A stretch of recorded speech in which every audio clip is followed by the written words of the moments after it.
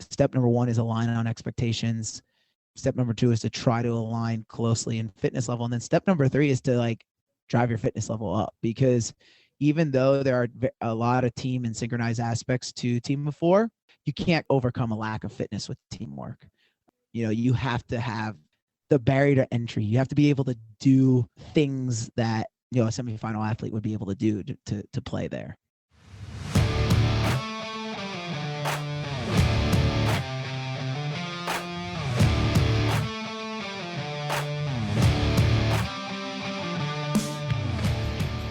The fitness movement is brought to you by ZOAR Fitness.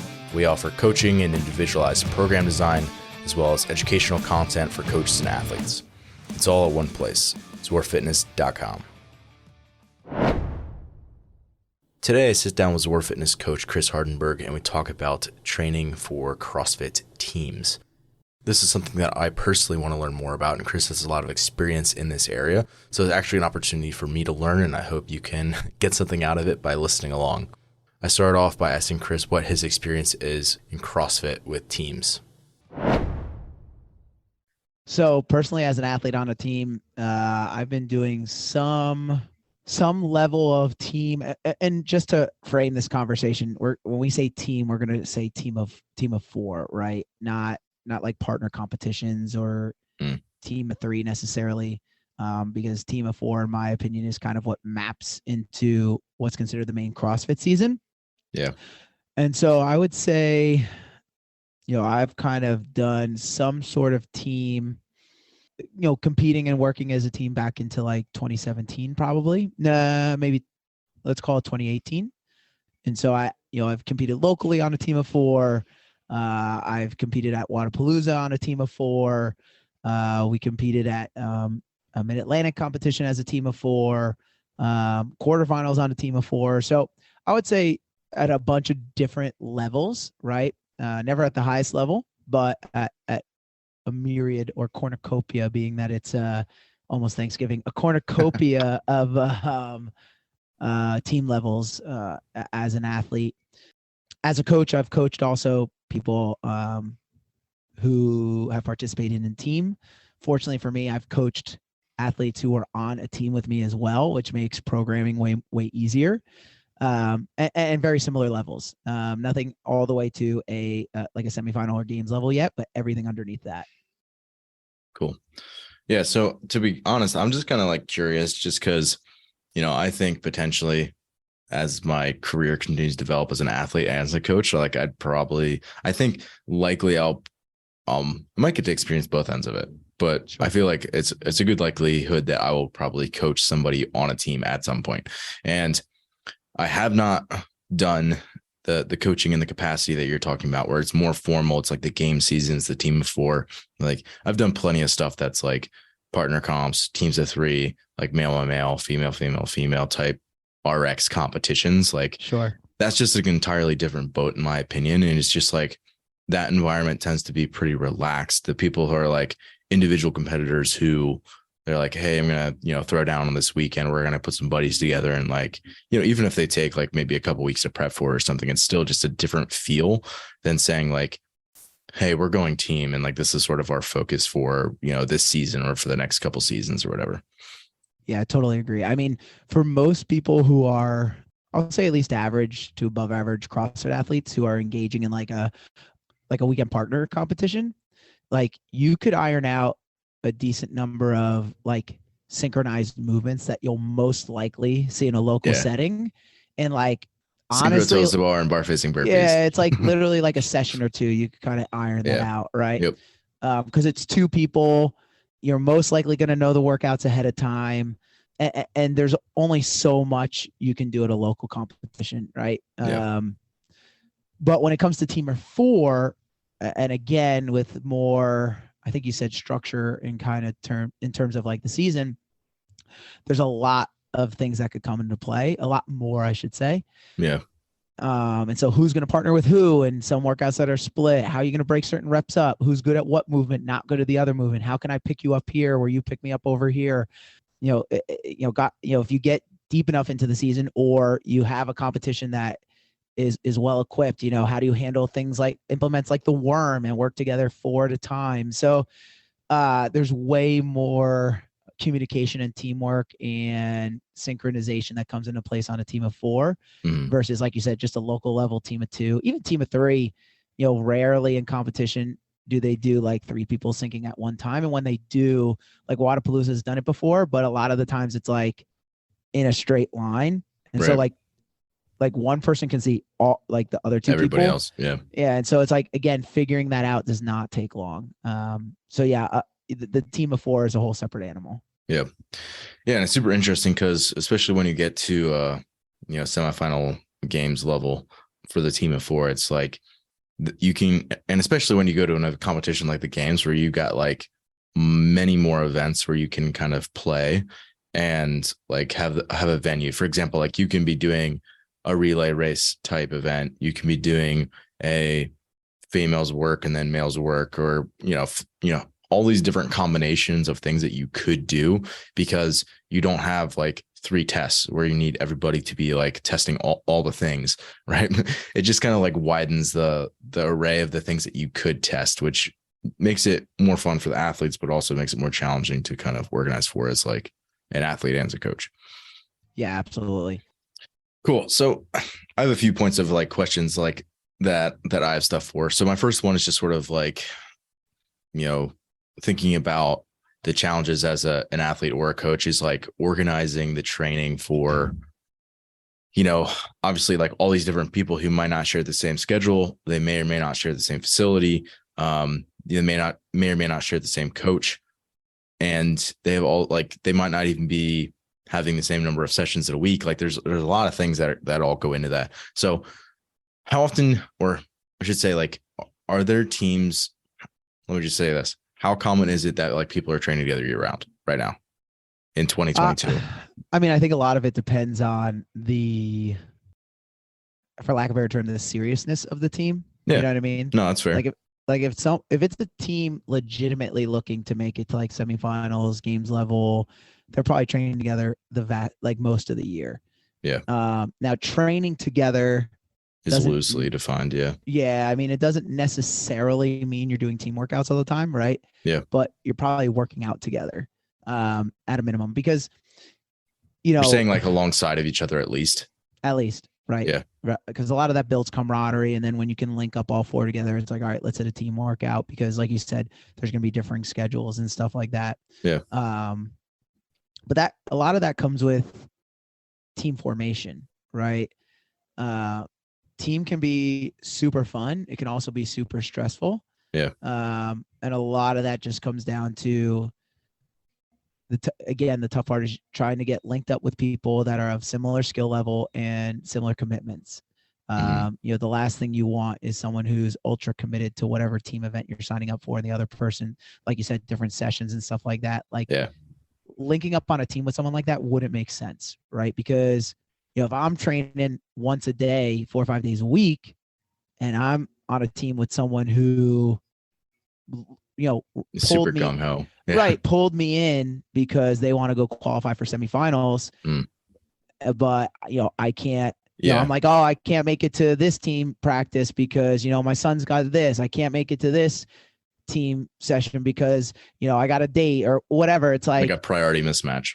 Exactly. And then frustration ensues. And so that's the very first thing is trying to find people who are of, generally, right, of similar skill level. But even more so than that, aligned expectations. I feel like there's maybe this is just my experience. Oftentimes in teams, it's like, okay, we have 2 people, we have 3 people, and it's like, all right, who's going to be our last female or who's going to be our last guy? And it's like generally the female, unfortunately. Yeah. I didn't want to stereotype too much, but that's often the case where it's like, and I think again, as the sport matures, I think this is slowly changing, but I still think it's the case where it's like somebody ends up getting roped into doing it who is maybe slightly underqualified, or their priority, they hold it as a slightly lower priority, even if they are qualified. And then it's like exactly what you're saying, like 3 of the people are super gung-ho and this other person feels like they're along for the ride. and it's like they're getting drugged basically the whole time, and it's like that's not a fun place to be. No, it's not. And you know, like I said, it's when you're on a team of 4, you have to do some workouts with 4 people in it, right? Like there's ways throughout the year, assuming that you're like, okay, I've linked up with 3 other people and I'm going team this year, right? And I'm going to take this entire calendar year to train myself, obviously, but then we're going to do team workouts, right? You can get some good work in where it's like, okay, at least me and you are here. Let's do a sync workout, or you know what I mean? But if you're going to do that basically the whole year and you're like be doing all 4 once or twice, you're going to be behind the 8 ball for a team that is training like that together all year. Now, that doesn't mean that the team of 4 who's been training together all year is going to be ahead of a team that has a much greater fitness level than them, right? And I think that's another, hole people can fall in is, like I said, step number 1 is align on expectations. Step number 2 is to try to align closely in fitness level. And then step number 3 is to like drive your fitness level up, because even though there are a lot of team and synchronized aspects to team of 4, you can't overcome a lack of fitness with teamwork. You have to have the barrier to entry. You have to be able to do things that, a semifinal athlete would be able to do to play there. Yeah. You have to be able to string 10 muscle ups with like holding a ring support for 5 seconds in between each one. Right. And it's like, you don't have to, like, there are plenty of teams that are really good. A great example is we had one from our gym that competed at a semifinal a couple of years ago, and it was really close to qualifying for the games. And that particular year, I don't know if any one of them would have qualified as an individual in the semifinals. But as a team, they were dynamite. And a lot of it was because their strengths and weaknesses puzzle pieced each other really well. They communicated really, really well. A lot of their communication was done without even talking. Like they had ironed a lot of that out. But again, they were super fit. So it was like, it wasn't like they were making up for a lack of fitness. Yeah, the communication becomes way easier when everyone is just like, for example, like smooth with whatever movement. And it's like, everybody just does the movement and you sync up. It's like way easier versus like if you have someone who's starting to fall apart on X movement, it's like all of a sudden that becomes way harder to figure out. Right. Cool. Let's talk about like balancing individual and like team priorities. So in other words, like you're going to have people who have, an individual weakness.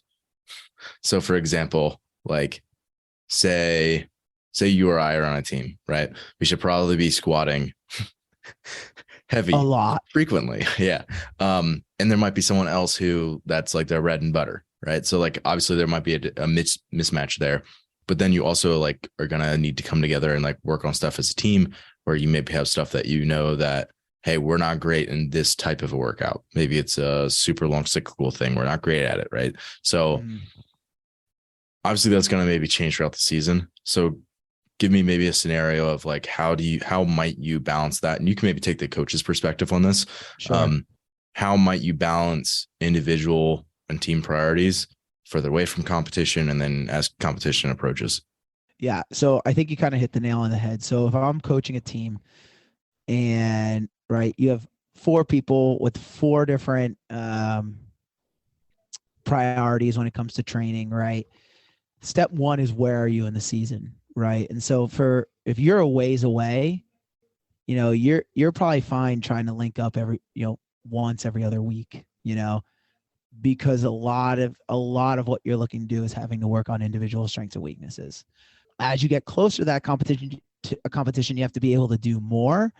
And some people are super lucky where, you might have 4 coaches at your gym who are on the team.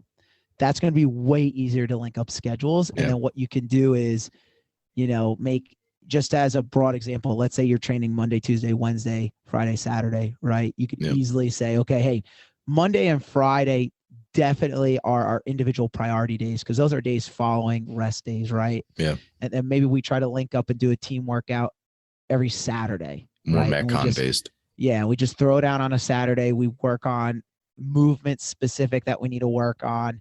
And then as you get closer to game day, maybe it's like, okay, hey, we're going to do that every Wednesday. And Saturday. And then, okay, we're even closer now. The team stuff becomes more of a priority, right? And so maybe we do our gymnastic skill or our strength that are specific to us on Monday and Friday, and then we hit our Metcons, right?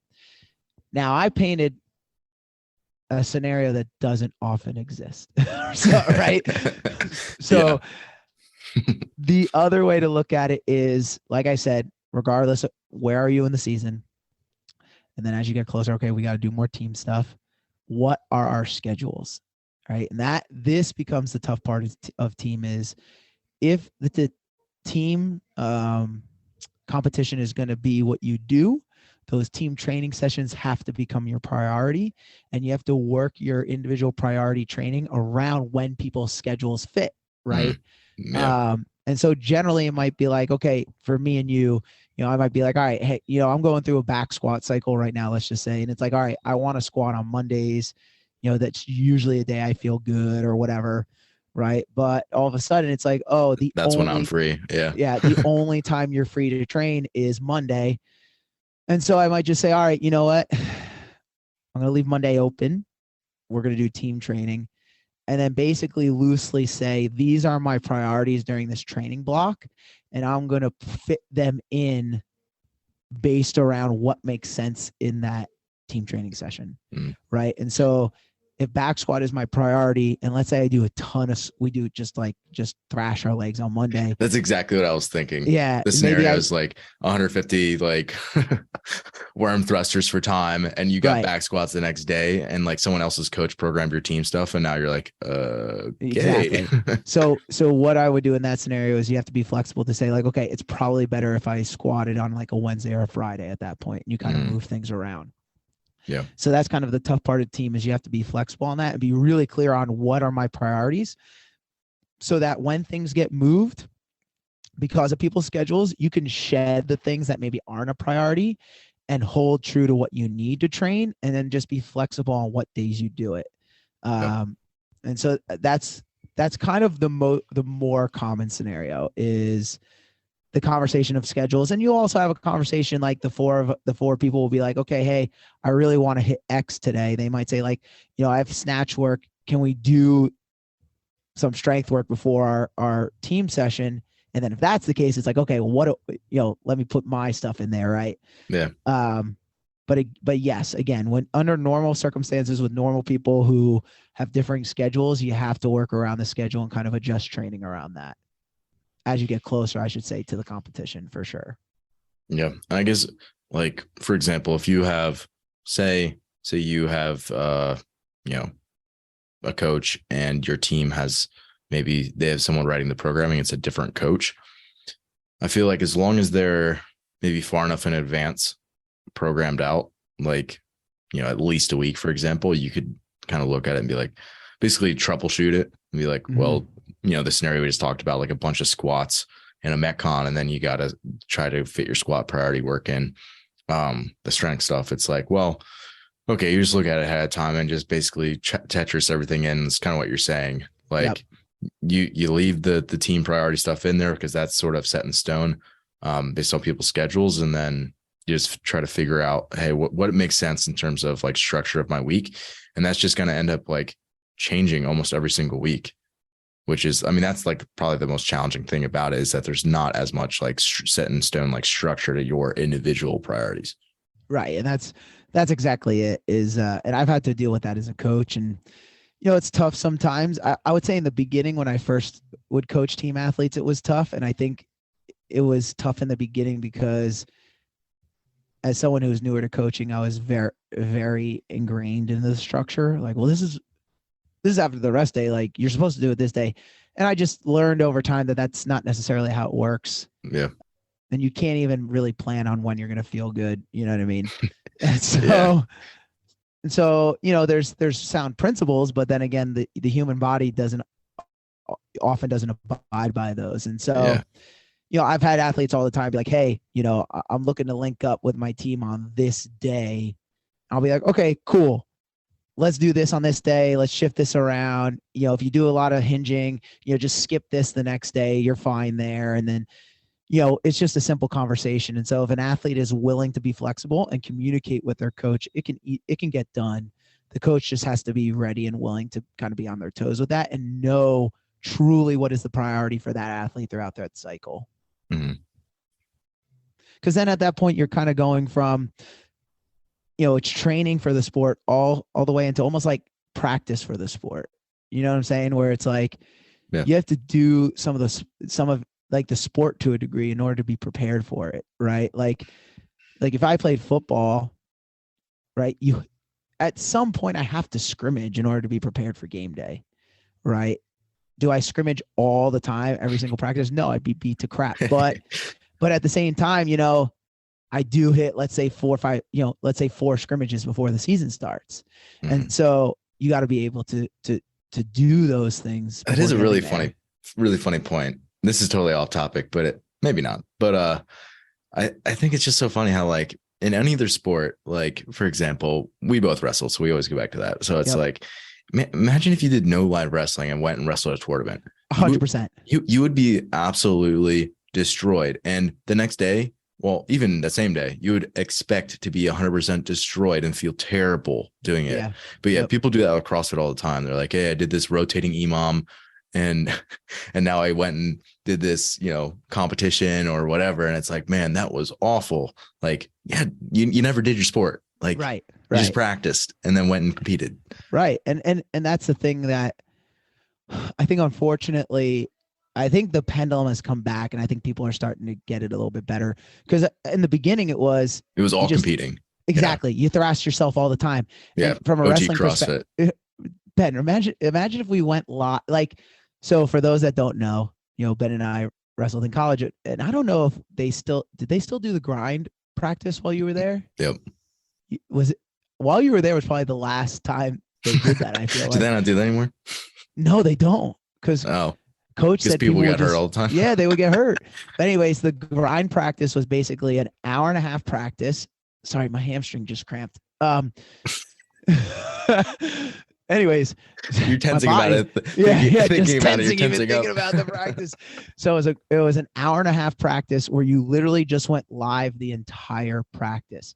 You got partnered up with someone, whistle blew, you shook hands, and you said, all right, we're just going to beat the living hell out of each other for an hour and a half. And you came out of that like feeling terrible, right?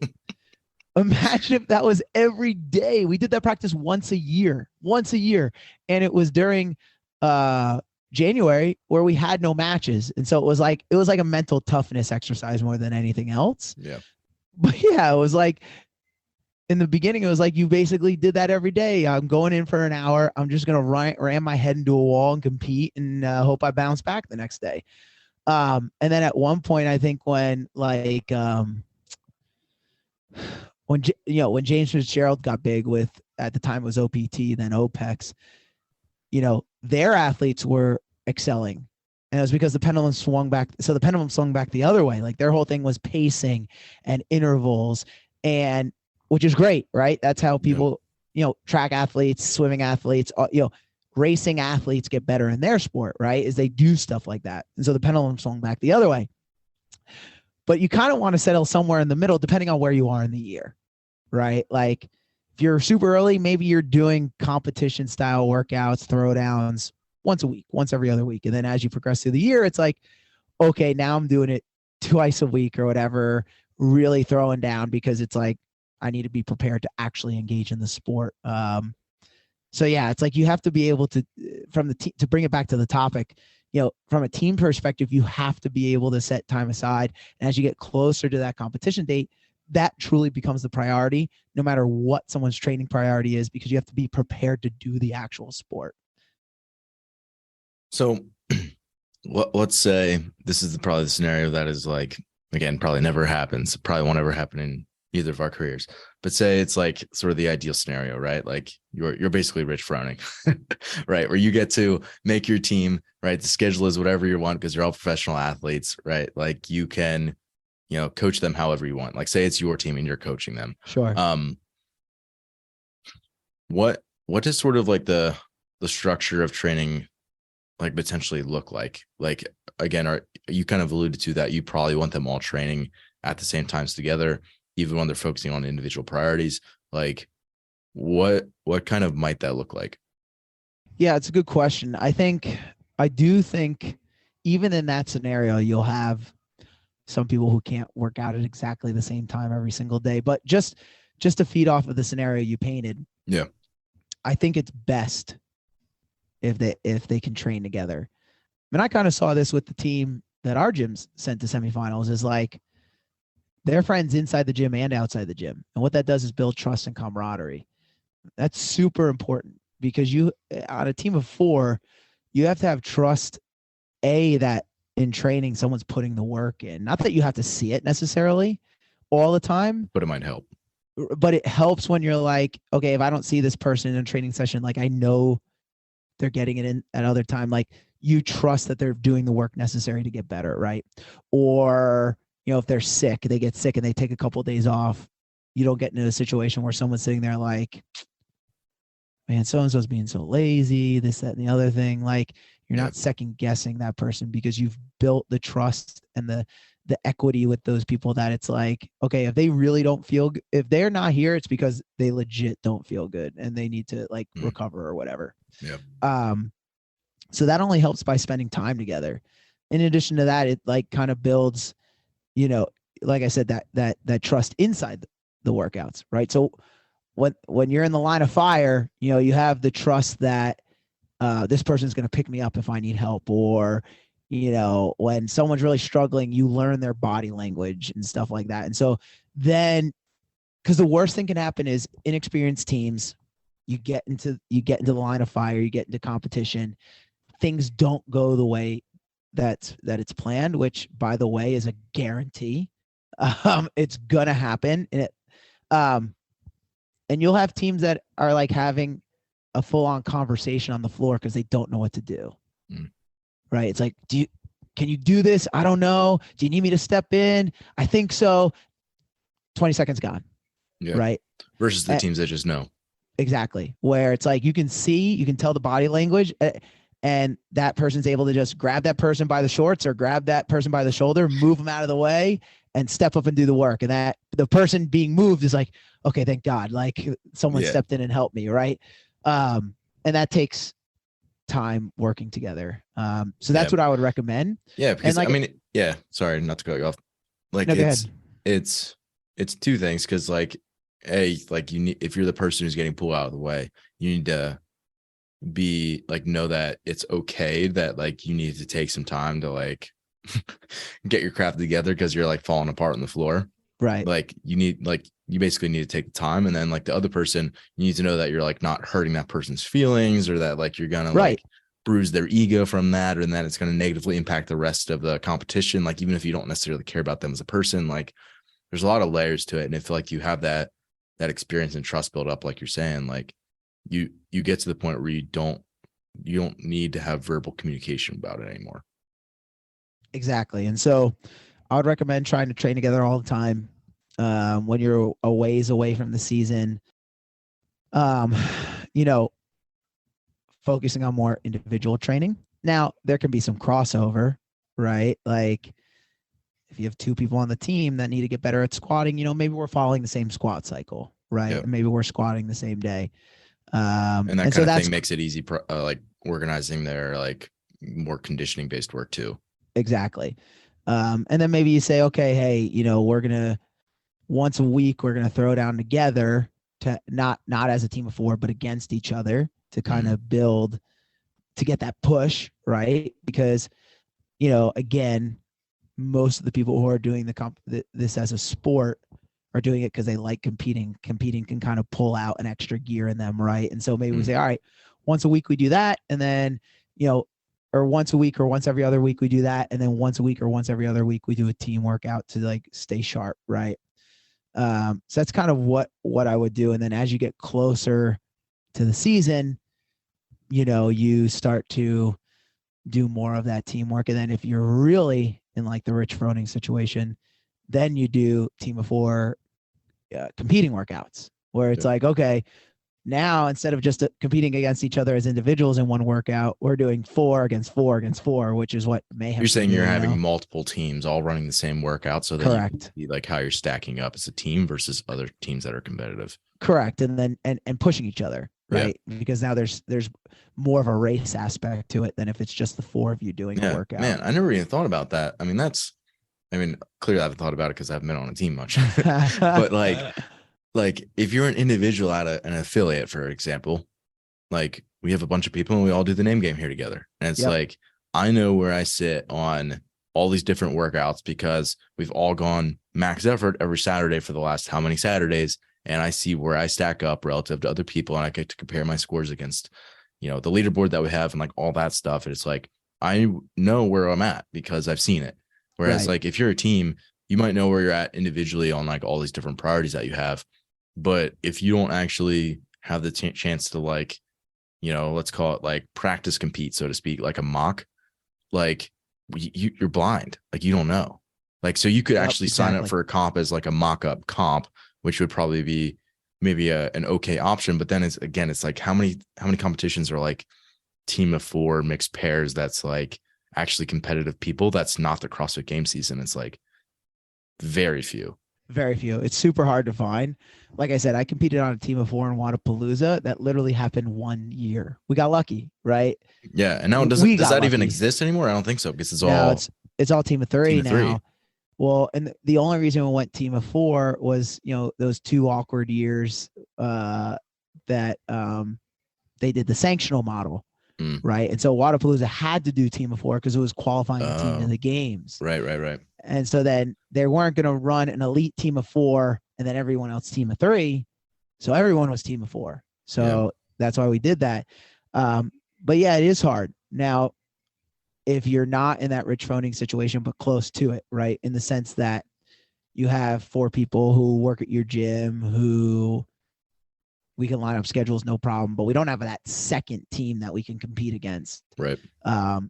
To like push each other and have an awesome session. You then got to look for a competition, probably 1 or 2 at least a year, just to like practice that. And we were fortunate the year I competed with a team for quarterfinals that same year, or not calendar year, but quarterfinals to quarterfinals, that 12-month window.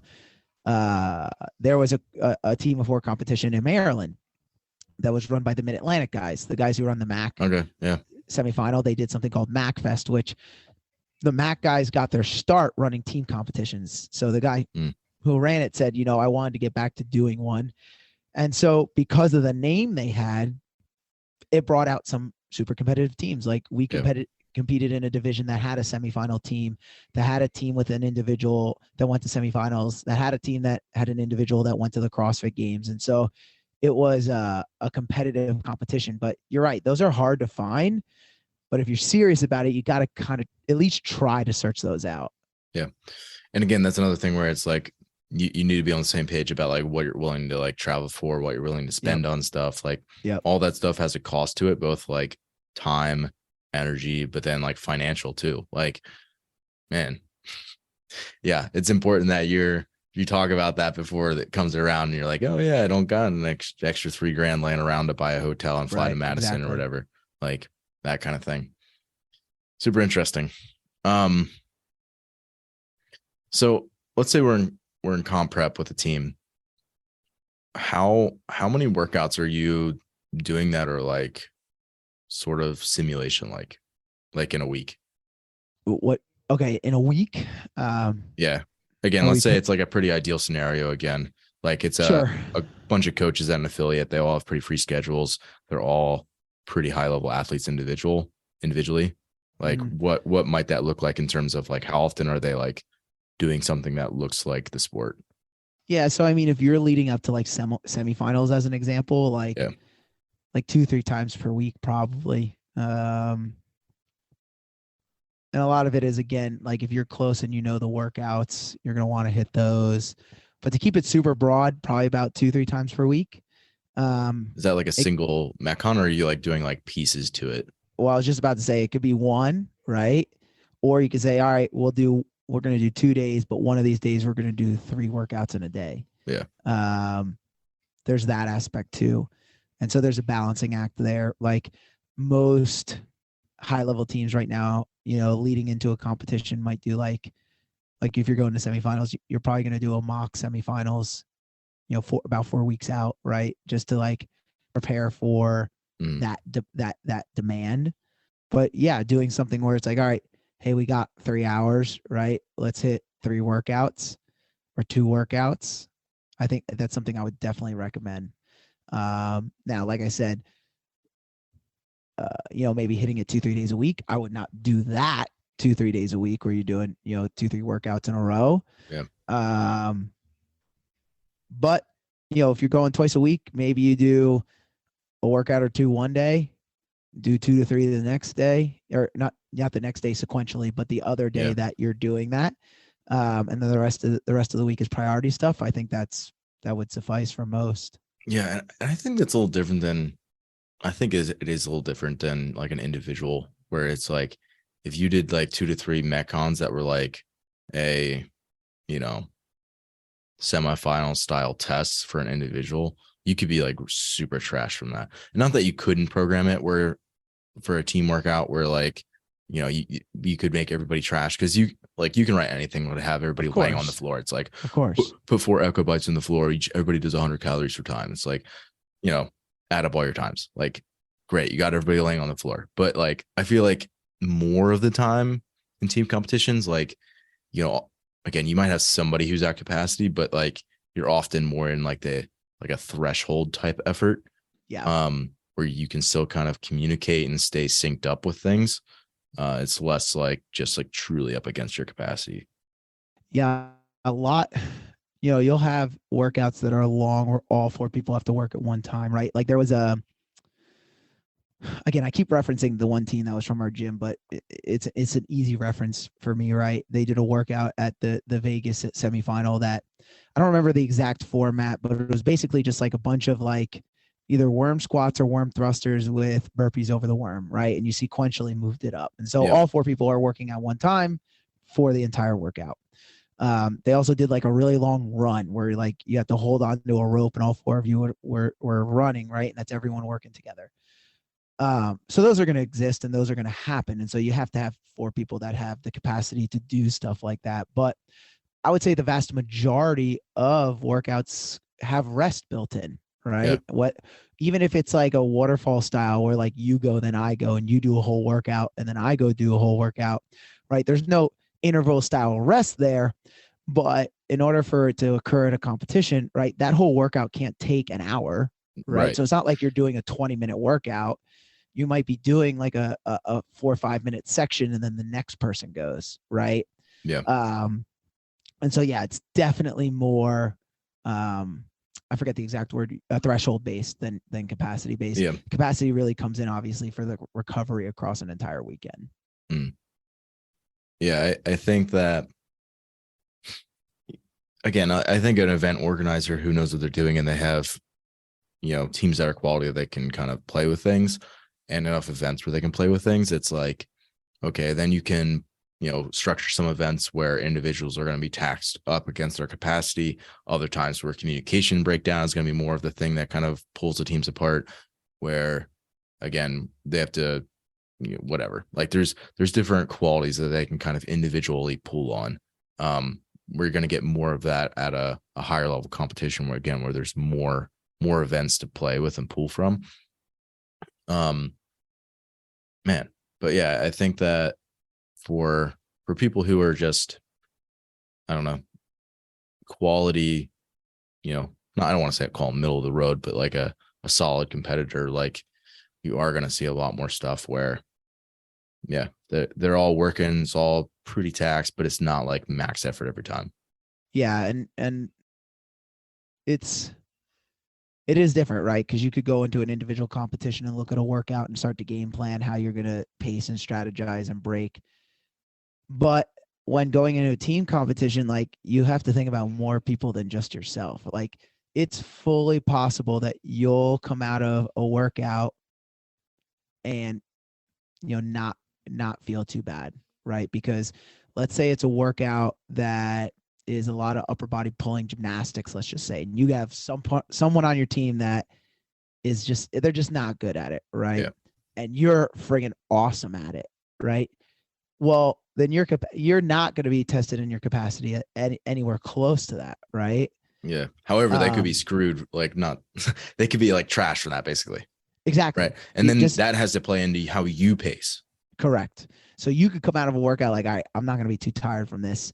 And then like, how do we strategize future workouts, or is there a spot I can pick up the slack? You know, I talked about the Mid-Atlantic competition I did, you know, that competition had a workout that had, I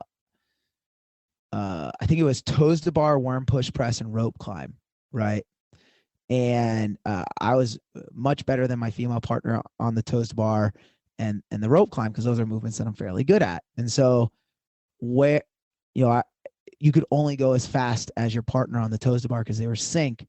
But it was like, hey, let's keep pushing, because when we get to the rope climbs, I'll do 2 to 3 rope climbs per one for you. Right. Yeah. And so that's where I could make up for my strengths. Conversely, there was a workout that had 135-pound thrusters, and my female partner was way better at those than I was. Right. And so those things are going to happen, and you're only as fast in some workouts as your slowest athlete. And then inside some of those workouts, you have to figure out, okay, if I'm good at this, I have to kind of make up for the deficiencies of my partner, and where can I do that? Yeah. All right. Last question for you. So we've alluded to this just in conversation, but we haven't directly talked about it. Like the demands of a team CrossFit athlete are a little bit different just in terms of like physiology than an individual athlete, like a little bit more interval based, like the stuff that is super long. If you're someone who's pretty good at that, like you might be limited more based on like a teammate, because you're probably all working at the same time with something longer. So it is a little bit more maybe power based, a little bit more interval based. Do you like think about that when you're writing programs, or is that just sort of like you write stuff that is indicative of like what's going to be tested, and then that's just a result of that? Is it like a chicken or the egg type thing, if that makes sense? Yeah, I think if I'm writing a program for someone, the first thing I'm going to look at is what they're not good at, right? Because I do think a high power athlete is going to succeed, have a higher ceiling in team than an individual. Yeah. And so that's why sometimes you see some of the strongest dudes like are on the team side. Yeah, they're on the team side, right? Or like, you know, you see these guys and they just like crush weights, or the sprint workouts, they're just animals. And, you know, because that's naturally where their physiology goes. And so that's definitely something I think about, but I might think about and structure it more deliberately the closer you get to the competition. Whereas earlier in the year, it's like, okay, well, just what are you not good at? Let's focus on those things, right? What do we need the most time to get better at? Yeah. And the lens that you're looking at it through is like, what are you not good at? Not relative to individual CrossFit, but relative to team CrossFit. Correct. That's your sport, is team CrossFit. It's not individual CrossFit. I guess you just got to separate the two. Right. And you know, some of that's going to be movement based, right? Like you might not be good at ring muscle ups, whether it's team CrossFit or regular or individual CrossFit, right? So let's work on those. Right. But then there might be some things, you know, that you want to play with in team CrossFit that you don't have to in individual. Like, how do you cycle your toes to bar? You know, there are some people that have a really short kip and toes to bar. Some people have a really long kip. And it's like, if you don't have the ability to change how you kip, you might have a really hard time syncing up with someone. Yeah, exactly. And so trying to work some of those things in is important. I don't know if that's something you have to do all year long, depending on the athletic ability of the athlete you're working with. Right. But yeah, it's definitely something to think about. Cool. Hey man, thanks for doing this. I learned a lot today. Yeah, no, thanks for having me on, man. Thanks for listening today. If you're someone who just found the show, I would encourage you to subscribe so you can stay up to date. If you're someone who's been listening for a while and enjoying what you're hearing, I would encourage you to leave a rating or a review for the show. It would definitely help us out. And lastly, if you're someone who does take your fitness seriously and cares about your performance deeply, I would encourage you to look into hiring one of our coaches. Until next time, stay the course.